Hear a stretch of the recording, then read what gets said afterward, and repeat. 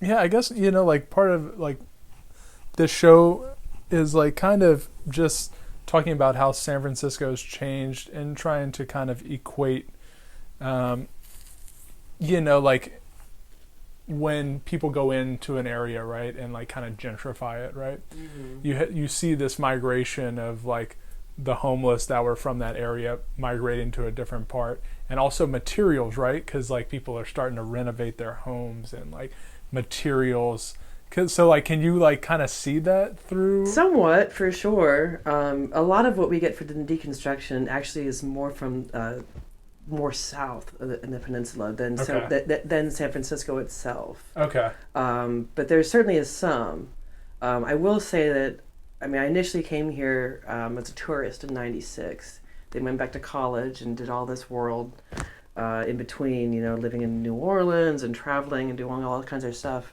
Then I moved here for sure, solid at '99. So I've seen the transition of many neighborhoods and some businesses and some things because I've lived in different parts of the town. I first Right. lived in the Mission, Okay. Yeah. that was big, and then moved just to the outskirts of it on 25th Street near Kansas. Well, my name is Jennifer Georgievitz. Everyone at work calls me Angel. Okay. I work at Building Resources. I've worked there for 15 years. Cool. And like, what is building resources? How long has it been around? Building Resources has been around for about 25 years. We take in used building materials from contractors, homeowners, artists, and any folks alike, and we then resell them to the public at a major discount rate. And we process, I don't know how many tons per year, kind of thing of material. Hmm. It's quite massive, and there's less and less of us to process that. But I won't go into about that.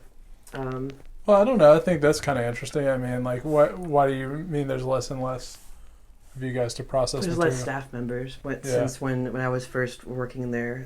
I guess when I first started working there was also these other companies that would do these, bottle buybacks, where they would Mhm.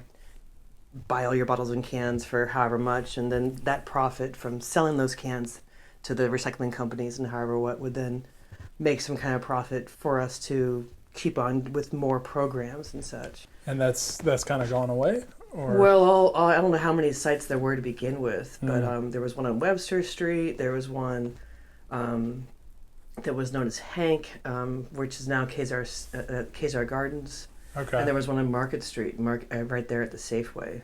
That was the last hold, and they all just somehow like other places, took over. I don't really exactly know how they went under, not went under per se, but just ceased just to kind of just ceased exist. to kind of exist. Yeah. So now we're the last holding of it.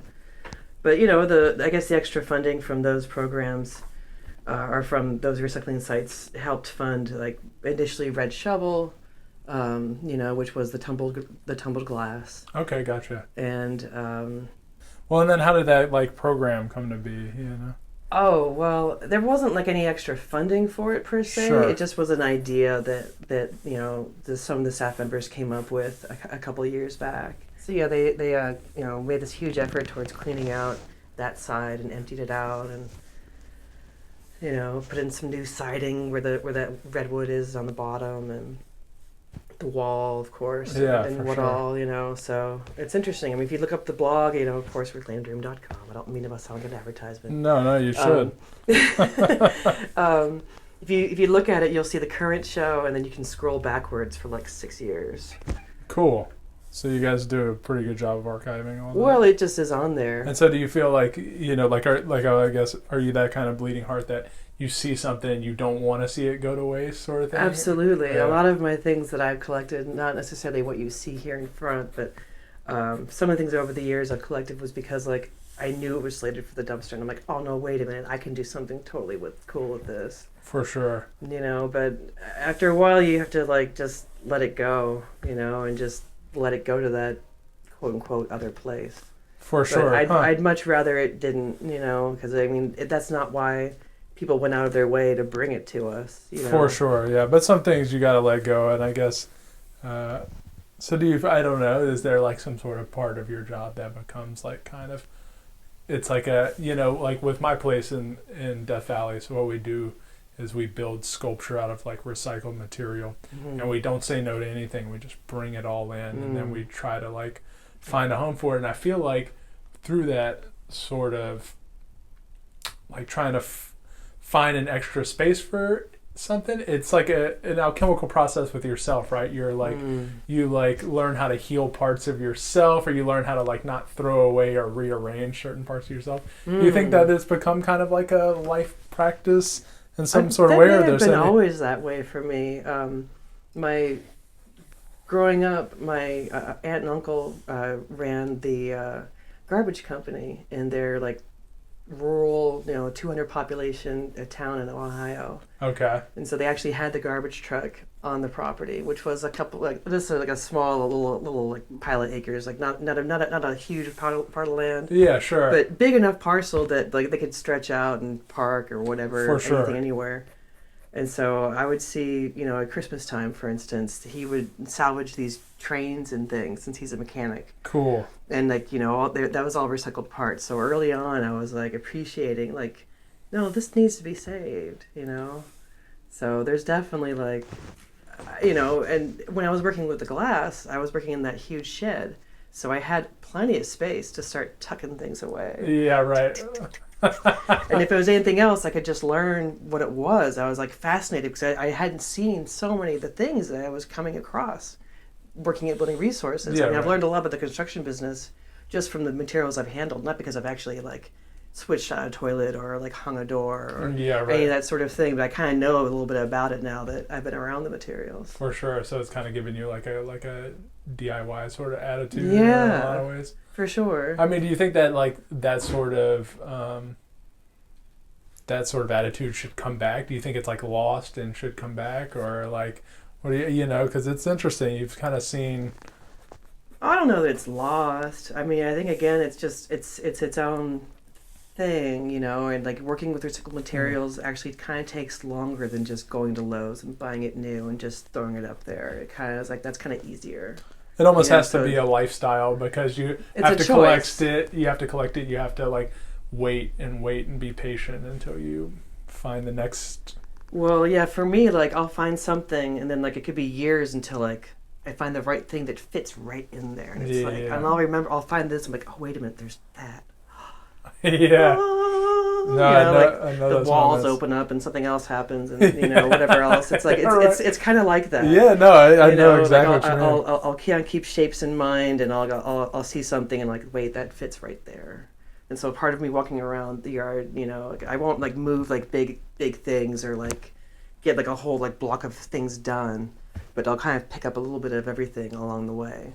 I feel like the cities kind of deal with recycled material, or just people, maybe humanity in general deals with like things on a value scale, you know what I mean? So if people can't pay for the housing, well then you're kind of pushed to the side, and then when you're done drinking that can, or when you're done using that thing, it's no longer valuable. It gets pushed to the side. And I think it's interesting that you spend your time, you spend your work working on in the industry of like catching these things and making them look valuable for people, and like saying that there is still a value to this sort of material. Yeah. And I mean, I don't know, is that like super gratifying for you, or do you? It certainly can be. Yeah, sometimes I kind of forget about that idealistic like high cloud moment of like really enjoying what I'm doing when it's like the day-to-day shuffle of like being out there in like the 100-degree heat like it has been lately, and then like for sure trying to remember to hydrate and move things, and people kind of get in your nerves, or they just kind of come in angry or something. Like there's some interesting personalities that come around there, No doubt. But so aside from all that, when I can separate that and just be like, enjoying where I'm at, like I definitely think that I'm doing good for the world. Like I would have liked to have not gone to work that day and like march with 1,000 billion people for the climate strike, but you're putting. I was doing my climate strike by working where I do, in a sense, Absolutely, yeah. But I mean, in terms of back to your show, I'm one of the lucky ones, like for sure. Like I haven't really ever been displaced Sure. that way. You know, I've certainly seen it around me, and like some of my friends have left because they couldn't afford to be here, or they had to travel, or whatever else they've gone. So I'm one of the lucky ones now, like having this house and my job and that sort of thing. So I feel pretty stable. But I just kind of look around. I'm like, well, yeah, I am.